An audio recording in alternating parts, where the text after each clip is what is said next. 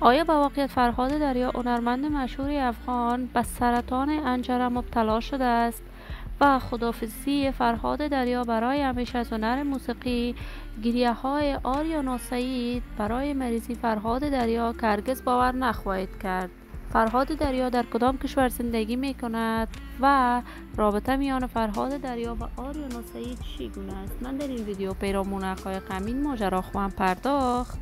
پس در ادامه با کانال دنیا اینفو باشید.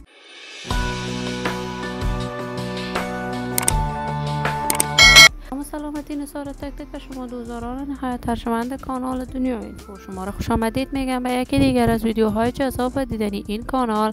اگر دوست دارید توی کانال دنیا اینفو باشید، پس برای حمایت هرچی بیشتر از این کانال علامت سابسکرایب را فشار دهید تا ویدیوهای دیگر کانال دنیا اینفو را از دست ندهید.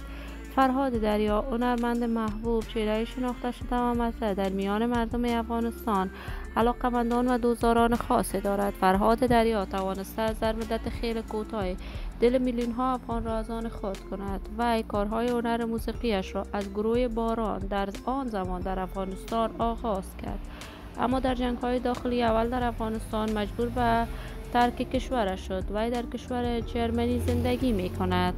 ازدواج کرده است و تک فرزندی دارد، اما فرزندش علاقه به هنر موسیقی نداشته است. فرهاد دریا کنسرت‌هایی در سرتاسر جهان برگزار می کند و آهنگ‌های همگاهی می سراید.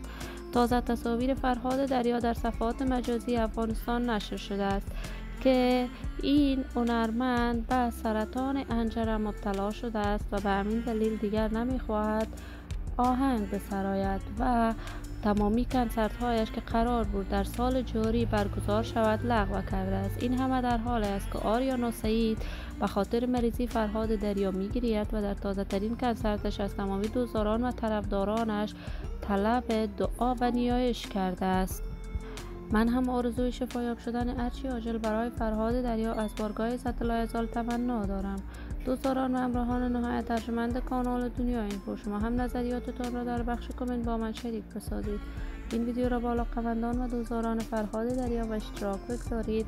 اگر دوست دارید عضو کانال دنیا اینفو باشید، پس برای حمایت هرچی بیشتر از این کانال علامت سابسکرایب را فشار دهید تا ویدیوهای دیگر کانال دنیا اینفو را از دست ندهید. تا درود دیگر، بدرود.